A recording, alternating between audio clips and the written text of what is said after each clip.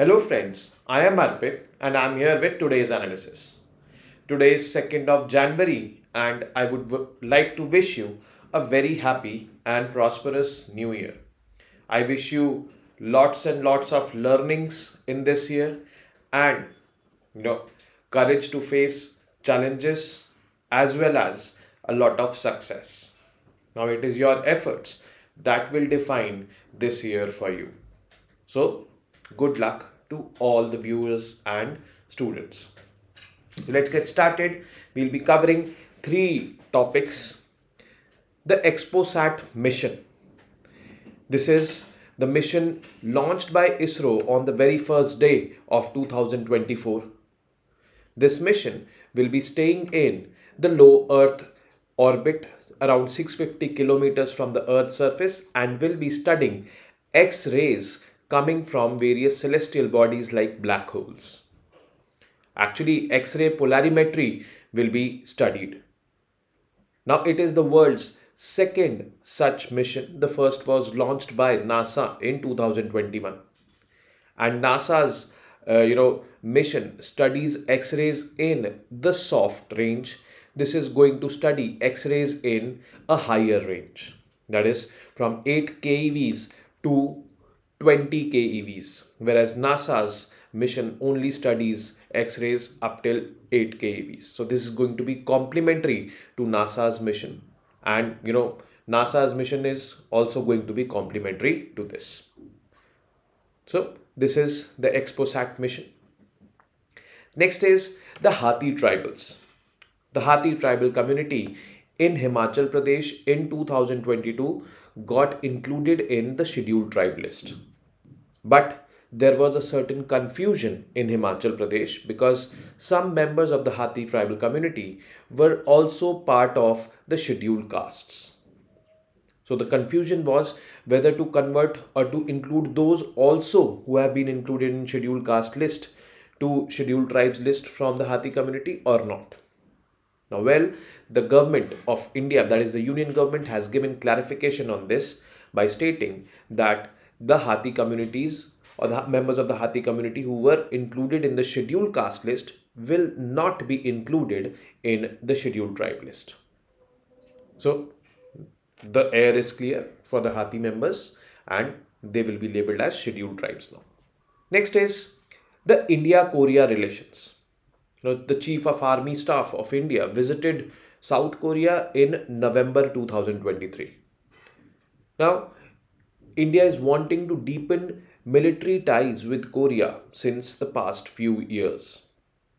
But there are certain challenges, like Korea views India as, an ally of Russia. This is basically the Cold War mindset, which the Korean government is not shedding off. It also sees India as the largest procurer of arms in the region, which, according to Korea, is a threat. And overemphasis by India for procuring arms from South Korea itself again raises eyebrows of the Koreans. But we need to look into not only procurement of arms, we need to look into broader, I would say, military cooperation, which may include, joint military exercises, which may include joint development of new technologies or humanitarian assistance and disaster relief. We should also look into, the collaborative efforts done by Indian and Korean militaries in the UN peacekeeping efforts. So the broader gamut has to be looked into both by India and Korea if we want to further our relations in the region and want to make Indo-Pacific a stable region. So let's get started with the first, that is Exosat mission. Exosat is also being termed as PSLV C58. Basically, it was the 58th mission launched on this, I would say, workhorse of ISRO, Polar Satellite Launch Vehicle, because maximum launches are done on PSLVs. This is basically a launch vehicle, Polar Satellite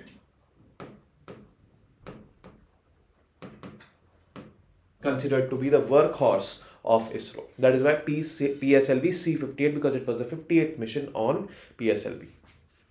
Now, X-ray polarimetry satellite is the full form of Exposat, or PSLV C58, is the world's second and India's first satellite-based mission dedicated to making X-ray polarimetry measurements. Now, we will see what X-rays are also, but the orbit, let's see the basic details first. Orbit, 650 kilometers from the Earth's surface, which is low Earth orbit, because up till 1000 kilometers, 1200 kilometers is considered as low Earth orbit. So it is there in the low Earth orbit. Payloads, there are two payloads on this Exposat.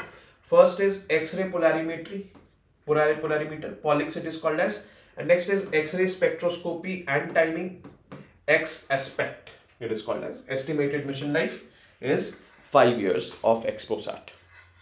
Now, we need to understand one thing very clearly, that where are X-rays lying? What are X-rays? X-rays are basically electromagnetic waves.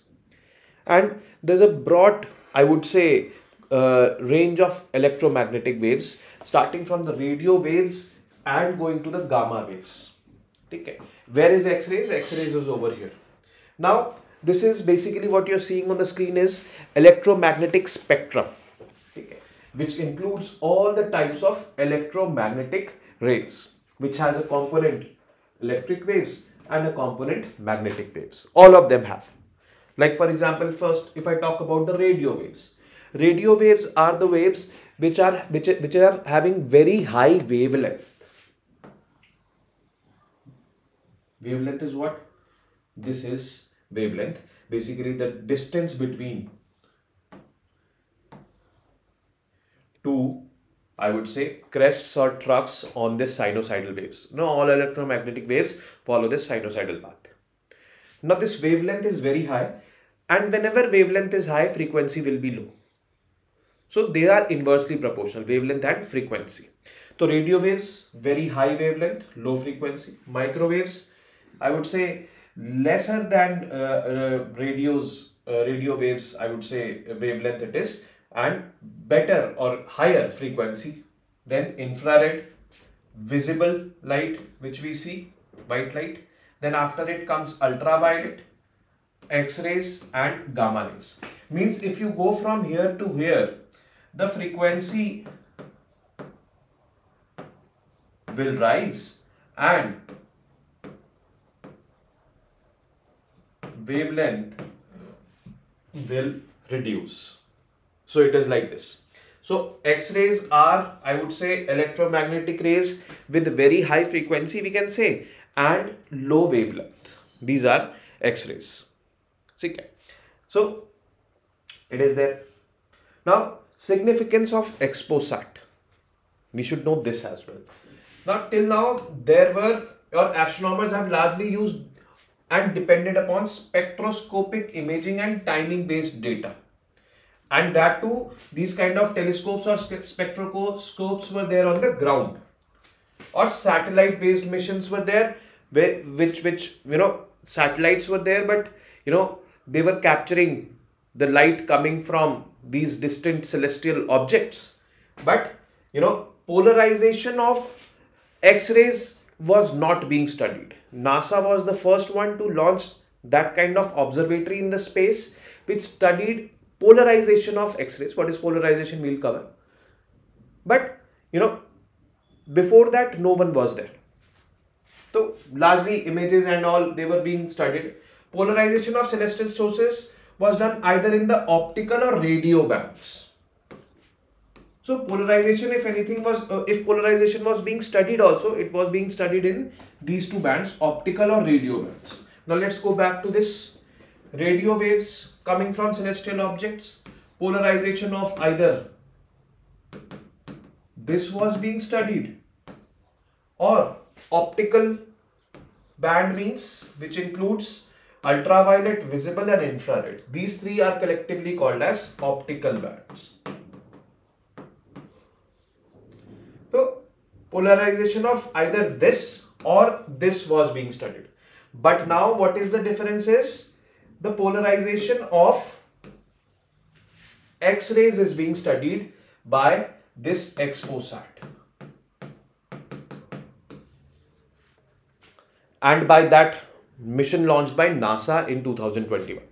So ISRO was not the first to launch an observatory which will study the polarization of X-rays. It is the second. NASA is the first, and it is India's first, I would say, space observatory which is going to study polarization of X-rays coming from those distant celestial bodies. So it is like this. Which sources will be studied? Basically, two sources which ISRO has identified. First is persistent sources, target and known sources from where light is coming, and then transient sources, means which sometime are available, sometimes are not, or sometimes the intensity of light coming from them is high, sometimes it is less. Those are named as transient sources. Pulsars, active galactic nuclei, and magnetars like the black holes and all, they will be studied. Now, what is polarization? We've been talking a lot about polarization. So, in very layman sense, I would say polarization simply means when you go to one of the poles or when you go to the extremes. Now, X-rays polarization has to be studied by Exosat. X-rays are basically electromagnetic waves. So, they comprise of electric and magnetic waves. These two are the, I would say, things which are there or components of X-rays, which since it is an electromagnetic wave, so electric component will be there and magnetic component will be there.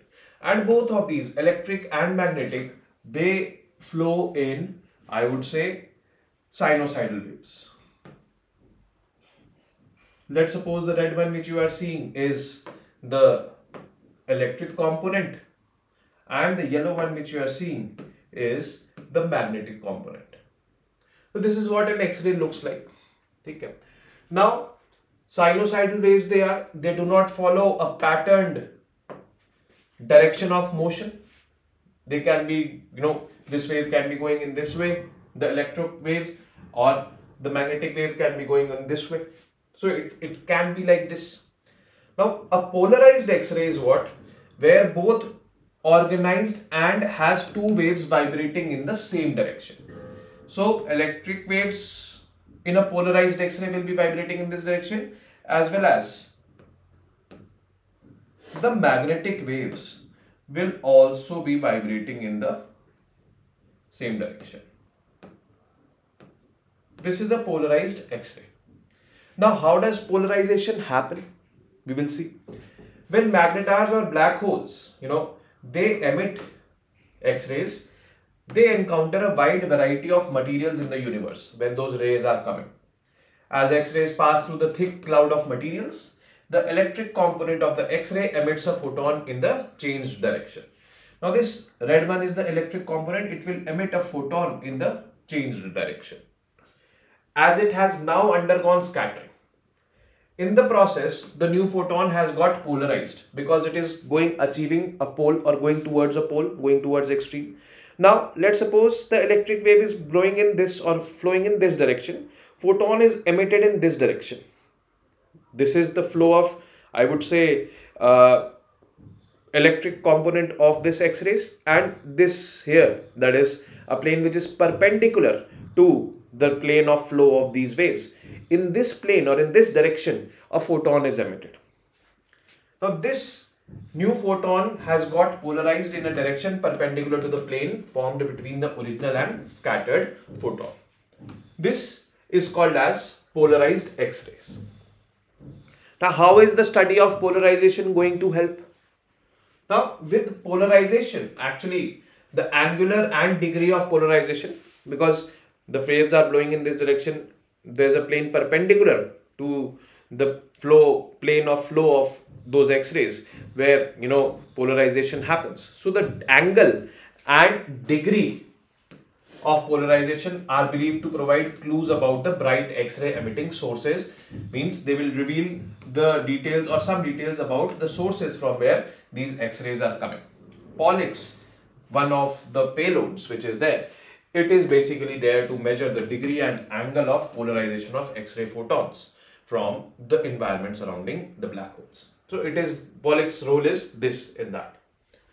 Now, why do X-rays get polarized? Now, out in space, X-rays, when they are emitted by any celestial body, they get subject to multiple, I would say, bodies. Some magnetic field will be there which will be pulling those X-rays. So when there will be a pull, so there can be chances that a photon might come out from those X-rays. So by studying the polarized X-rays emanating from excellent sources like magnetars, black holes, and surrounding environments and neutron stars, scientists can probe the nature of radiations and multitudes of processes involved in generation of these radiations. Other missions for studying X-rays, have they been launched? Yes, as I told you, NASA had launched it, but polarization or polarized X-rays, NASA launched in 2021. Apart from it, India is the second to launch. But before the 2021 mission, NASA had also launched, short duration missions, like they were balloons, hot air balloons, which were carrying these payloads, HX-POL and HX-Caliber, and NASA had collaborators launched these short duration missions to study this. Astrosat was launched by India in 2015. Basically, it studied X-rays, but it did not study polarization studies or polarization of X-rays. So this is India's first mission which is going to study polarization of X-rays or polarized X-rays coming from celestial bodies. Astrosat, another observatory by India launched in 2015, was studying X-rays but not polarization of X-rays. Imaging X-ray Polarimetry Explorer, this is the mission which NASA launched in 2021, which I've been talking about, IXPE. This Imaging X-ray Polarimetry Explorer has been designed to operate and perform X-ray polarization measurements within the soft X-ray band. The soft X-ray band is 2 to 8 kilo electric volt energy band. And the one which NASA has launched, this Exosat, this will be studying in the medium X-ray band, that is 8 to 30 keVs. So the band in which ISRO's Exosat is going to study polarimetry of X-rays is going to be bigger than the one NASA had launched in 2021. So they will be complementary to each other, these two space missions. Another, I would say, domain where NASA and ISRO can collaborate with each other or will collaborate with each other is like this. Now next is Hathi tribals. In 2022, Hathi community, they were labeled as scheduled tribes, and but their inclusion in this list was put on hold. Why it was put on hold? Because some members of the Hathi community were already included in the scheduled caste list. So the question was whether those Hathi members who have been included in the SC will be included in the ST list or not. The Union government has clarified upon the issue. Those included in the SC list will not be included in the ST list. Okay. So it is like this. The clarification has been there. But yes, we should know as aspirants that what is the process of including any member or any community in the scheduled tribe community. As we know that Article 342 of the Constitution empowers the president to do so, but behind the scenes, president is the last phase which we know, but behind the scenes, what is the process? We should also know that. Now, the request is generated from the state governments that we want to include this particular community staying in this state in the scheduled tribe list. Then this request goes to the Tribal Affairs Ministry, Union Government. Tribal Affairs Ministry assesses this request and when processes it, sends it to Registrar General of India. Registrar General of India is that office which is responsible for, I would say, generating population based data or conducting the census and all, is the responsibility of RGI, that is Registrar General of India. Registrar General of India, once when approves it, sends it to National Commission for Scheduled Tribes. This is a constitutional body, 338A article, which ensures welfare of the tribal community, ensures their rights and everything. So it goes to that body. Once approved by NCST, it goes to the cabinet. Cabinet finally, when approves it, goes to the president, and then president under Article 342 includes that particular community in the scheduled tribe list. Now, there can be a possibility that a community which is labeled as a scheduled tribe in one state is not labeled as a scheduled tribe in another state. So they will not be having access to the benefits and all which ST community has. So it is like this, like there was a community in 2022 when Hathi community was included. There was another community which was included, that was Binjia tribes of Chhattisgarh. Actually, Binjia tribes are there in Jharkhand, Odisha also. So Binjia tribes who were living in Jharkhand and Odisha were already labeled as STs, but in Chhattisgarh they were not labeled as STs. In 2022, the Binjia community in Chhattisgarh were also labeled as STs. So this is one thing which we need to know, that inclusion in the ST list is state specific. It is like this. Next is India-Korea relations. Now, defense collaboration between these two countries, I would say, is emerging. When the Chief of Army Staff, General Manoj Pandey, visited, South Korea, November 2023, a new momentum has been achieved, I would say, in strengthening the defense ties between India and South Korea. But a comprehensive framework is still missing, and this is a big challenge. Now, the absence of a shared vision for a new comprehensive defense framework, this is missing between India and Korea. And we are talking about comprehensive defense framework. It includes defense trade, exercises, technological developments, co-developments, I would say, humanitarian assistance and disaster relief collaborations, all these things. But one of the, I would say, challenges why this is not being adopted, this framework, because India is overemphasizing on procurement of arms from Korea. It has been ignoring the other aspects. So this is something which we need to understand. Factors that lead to these challenges: the Cold War mentality of Korea is still there. Cold War 1945 to 1991, where the entire world was divided into, I would say, two camps, the socialist and the capitalist.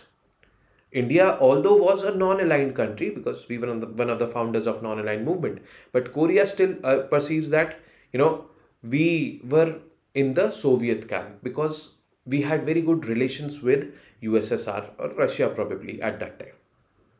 So Korea still thinks of India as India is that.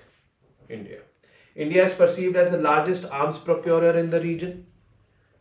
And Korea perceives India to be this and can be a potential threat to Korea in the future. This is what they believe. Then overemphasis by the Indian government side on weapon acquisition.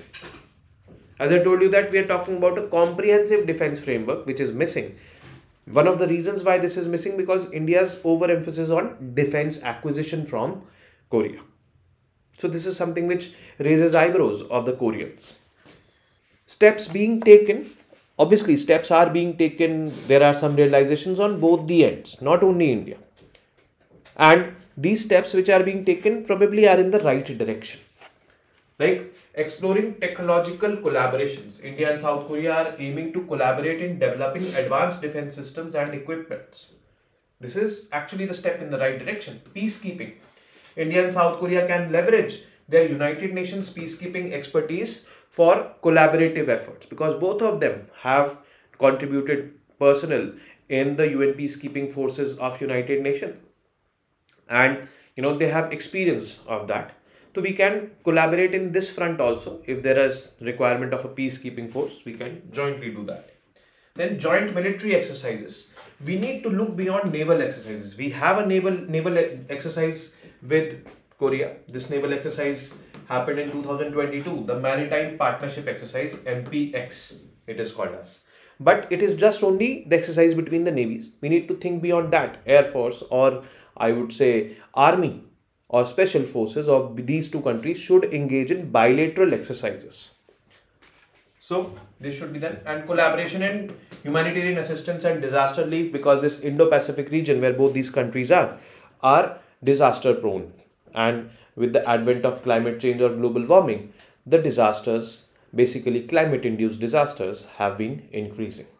So this is what they need to look into, and they are looking towards this as well.